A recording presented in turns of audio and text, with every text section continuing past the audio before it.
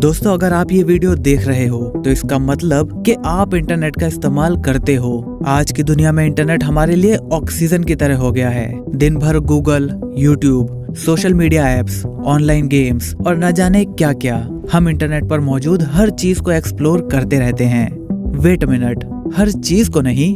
शायद आपको नहीं पता होगा कि जिस इंटरनेट को आप इस्तेमाल कर रहे हो या कर सकते हो वो तो सिर्फ पूरे इंटरनेट का 4 से 5% हिस्सा ही है। और इंटरनेट पर ऐसा बहुत कुछ है जिसके बारे में आप नहीं जानते। ये इंटरनेट की वो काली दुनिया है जिसे हर कोई एक्सेस नहीं कर सकता और जो रहस्यों और खतरों से भरी हुई है। इस दुनिया को हम कहते हैं डार्क वेब। मैं इस वीडियो में आपको ये नहीं बताने वाला कि डार्क वेब में कितने इलीगल काम होते हैं या फिर इससे रिलेटेड क्या क्या अजीब कहानियां हैं। मैं आपको ये बताने वाला हूँ कि आखिर इस डार्क वेब की शुरुआत हुई कैसे। आपने इसके बारे में शायद पहले सुना होगा और आपको ऊपर ऊपर से डार्क वेब का थोड़ा सा आइडिया तो होगा और शायद आपने कुछ YouTube वीडियोस में इसकी कहानियां भी सुनी होंगी। लेकिन ये स्टार्ट कैसे हुआ, मतलब इसका जन्म कैसे हुआ, इसके बारे में आपको डीप इन्फॉर्मेशन शायद नहीं मिलेगी जो आपको आज इस वीडियो में मिलने वाली है। तो वीडियो को पूरा लास्ट तक जरूर देखें।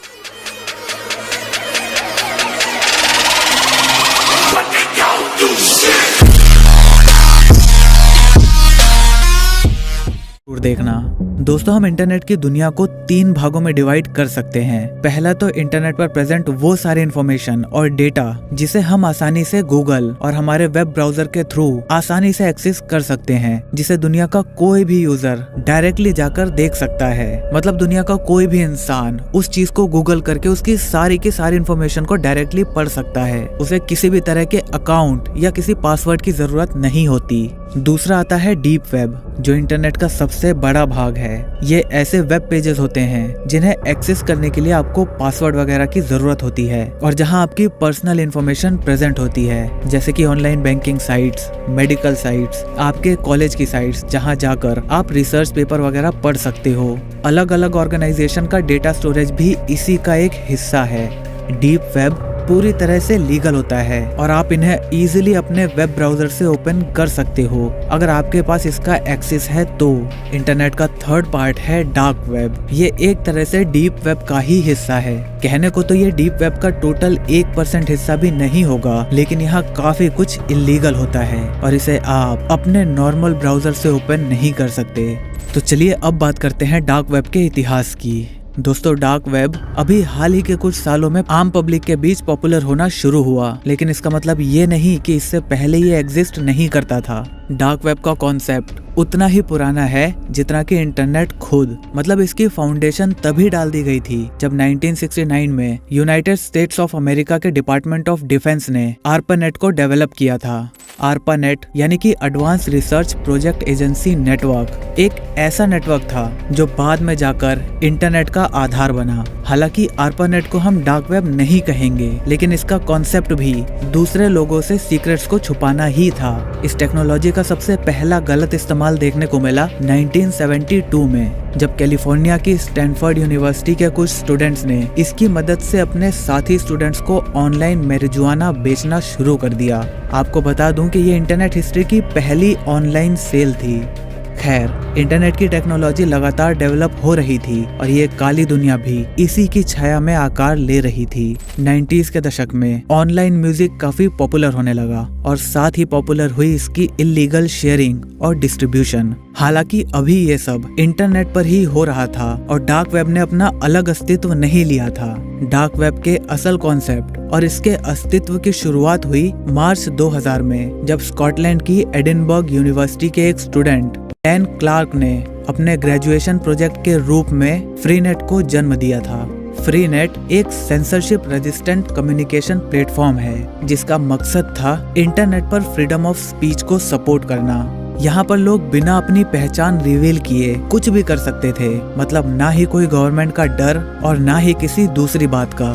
इसको बनाने के पीछे चाहे कोई भी मकसद रहा हो, लेकिन अब लोगों को एक ऐसा प्लेटफॉर्म मिल चुका था जहां बिना कोई टेंशन के इलीगल पोर्नोग्राफी कंटेंट और पायरेटेड कंटेंट खुलेआम शेयर किए जा सकते थे, क्योंकि वहां पर कोई भी ये पता नहीं कर सकता था कि ये कंटेंट किसने डाला है। अब ऐसे लोगों के सामने प्रॉब्लम ये रह गई थी कि वर्चुअल दुनिया में तो ये कंटेंट सुरक्षित थे, लेकिन रियल वर्ल्ड में इसे कहाँ रखा जाए, यानी कि आखिर इनके सर्वर्स कहाँ बनाए जाए। और फिर ऐसे लोगों के लिए मसीहा का काम किया माइकल बेट्स ने, जो यूनाइटेड किंगडम के पास सीलैंड नाम के एक सेल्फ डिक्लेयर्ड माइक्रोनेशन का प्रिंस था।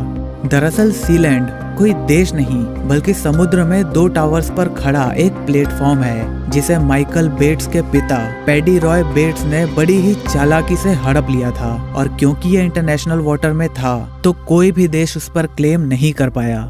खैर, हुआ ये कि माइकल बेट्स ने हेवन को नाम की एक कंपनी बनाई जो लोगों को इस तरह के इलीगल और सेंसिटिव कंटेंट छिपाने में मदद करती थी। और ये सब होता था सीलैंड में, जहां किसी भी देश का कानून नहीं चलता था।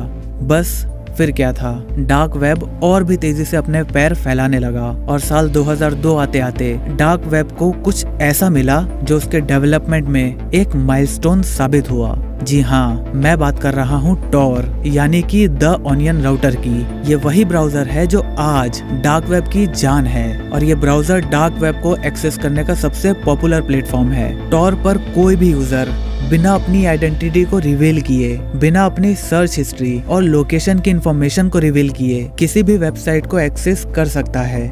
इस पर जो वेबसाइट्स होती हैं उनके पीछे का डोमेन नेम .onion होता है। जैसे नॉर्मल वेब ब्राउजर पर आप कुछ भी सर्च करते हो तो उसके पीछे .in, .co, .uk, .com होता है। उसी तरह अगर आप टॉर पर कुछ चीज सर्च करते हो तो उसका डोमेन नेम .onion होता है, जैसे google.onion या scientificminds.onion। और इन डोमेन नेम की वेबसाइट्स को आप अपने नॉर्मल ब्राउजर से ओपन नहीं कर सकते। क्या आप जानते हो कि डार्क वेब के लिए जो अवतार है ये किसने बनाया? दोस्तों, इसे भी यूएस के इंटेलिजेंट एजेंसी से जुड़े साइंटिस्ट ने ही बनाया था, जिसे अगले ही साल पब्लिक के लिए भी रिलीज कर दिया गया।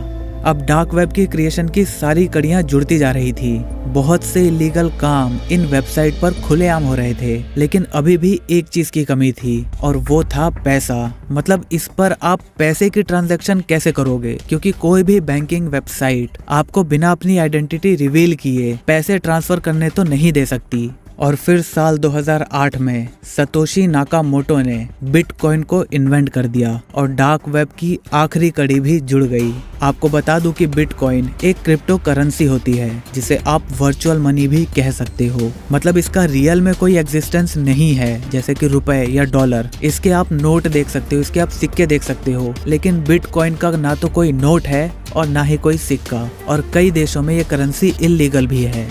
2010 आते आते टॉर और क्रिप्टो करेंसी के इस खतरनाक कॉम्बिनेशन ने ऑनलाइन ब्लैक मार्केट को जन्म दिया। ऐसा ही एक जाना माना ब्लैक मार्केट था सिल्क रोड।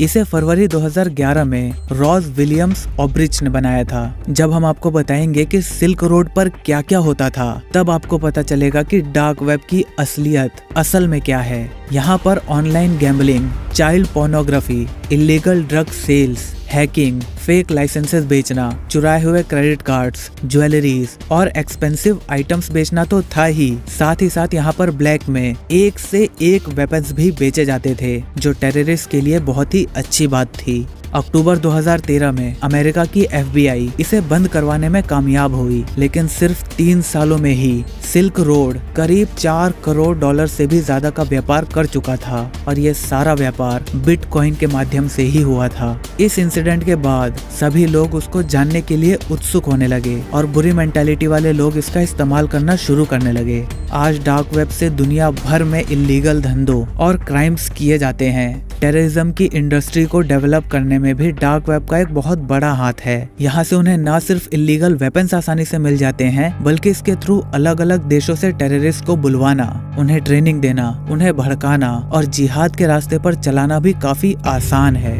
क्रिप्टो करेंसी की मदद से मनी लॉन्ड्रिंग के जरिए पैसे जुटाना भी बहुत आसान कर दिया गया है। मैं आपको बता दूं कि मार्च 2019 में न्यूजीलैंड के क्रिस्ट चर्च की मस्जिद पर हुए हमले के तार भी डार्क वेब का इस्तेमाल से ही जुड़े हुए हैं। एक अनुमान के मुताबिक डार्क वेब के गलत इस्तेमाल की वजह से हर दिन दुनिया के करीब 10 लाख लोग प्रभावित होते हैं। अगर हम अपने देश भारत की बात करें तो एक रिपोर्ट के मुताबिक डार्क वेब के गलत इस्तेमाल की वजह से भारत हर साल करीब $2000 करोड़ का नुकसान झेल रहा है और हर तरह के लीगल व्यापार भी हमारे देश में अपने पैर फैला रहे हैं। अब क्योंकि डार्क वेब का इस्तेमाल करते समय हमारी लोकेशन तो ट्रेस नहीं होती, इसीलिए किसी भी देश में ये लीगल हो या फिर इल्लीगल, इससे कोई भी फर्क नहीं पड़ता। अब अगर हम आज की बात करें तो ऐसा कहा जा रहा है कि डार्क वेब लगभग खत्म होता जा रहा है और अलग अलग एजेंसीज ने इस पर कई इल्लीगल साइट्स और बिजनेसेस को बंद करवाने में सक्सेस पाई है। लेकिन बात तो वही आ जाती है कि इसका साइज तो मैटर करता ही नहीं है। डार्क वेब चाहे पूरे इंटरनेट पर कब्जा कर ले या फिर उसके 0.1% हिस्से पर, कुछ लोग भी अगर गलत इरादे से इसका इस्तेमाल कर रहे हैं तो बाकी लोगों को इसका नुकसान होता रहेगा। हैकर्स का एक छोटा सा ग्रुप मिलकर बड़ी से बड़ी कंपनी को घुटने पर ला सकता है और उसे पूरी तरह से कंगाल कर सकता है। तो दोस्तों, आखिरी में सवाल आता है कि अगर डार्क वेब इतना ही खतरनाक है और उस पर इतनी सारी इलीगल एक्टिविटीज हो रही हैं, तो हम इसे पूरी तरह से बंद ही क्यों नहीं कर देते? हर देश की गवर्नमेंट चाहती है कि वो डार्क वेब का अंत कर दे और वो उसके लिए लगातार कोशिश भी करते रहते हैं। लेकिन यार आप ही सोचो, गवर्नमेंट की अलग अलग एजेंसीज और स्पेशली इंटेलिजेंस एजेंसीज के लिए भी तो डार्क वेब उतना ही जरूरी है जितनी उनकी प्राइवेसी, ताकि उनकी सारी की सारी इंफॉर्मेशन कॉन्फिडेंशियल रह सके। अब इससे ये तो क्लियर हो जाता है कि जब तक इंटरनेट रहेगा तब तक डार्क वेब भी रहेगा। मतलब ये चोर पुलिस की लड़ाई कभी भी खत्म नहीं होने वाली। आपको बता दूं कि डार्क वेब का इस्तेमाल करना कोई इलीगल बात नहीं है। कोई भी नॉर्मल इंसान यानी आप और मैं भी डार्क वेब की दुनिया को एक्सेस कर सकते हैं, अगर आपके पास उसका एक्सेस है तो। लेकिन वहाँ पर जो उसके फीचर्स हैं उसकी मदद से इलीगल काम करना वो गलत है और इसीलिए मैं आपको डार्क वेब से दूर रहने का ही सजेशन दूंगा। वीडियो पसंद आया तो इसे लाइक जरूर कर देना और अपने फ्रेंड्स और फैमिली के साथ वीडियो को शेयर करना बिल्कुल भी मत भूलना। अगर आप साइंस से लगातार जुड़े रहना चाहते हो तो हमारे इंस्टाग्राम और फेसबुक पर हमें फॉलो करना बिल्कुल भी मत भूलना। ऑफिशियल लिंक्स आपको नीचे डिस्क्रिप्शन में और पिन कमेंट में मिल जाएंगी। वहाँ पर आपको डेली बहुत ही इंटरेस्टिंग पोस्ट देखने को मिलती रहेंगी। मैं मिलता हूँ आपसे ऐसी ही अगली इंटरेस्टिंग वीडियो के साथ। तब तक जय हिंद, वंदे मातरम।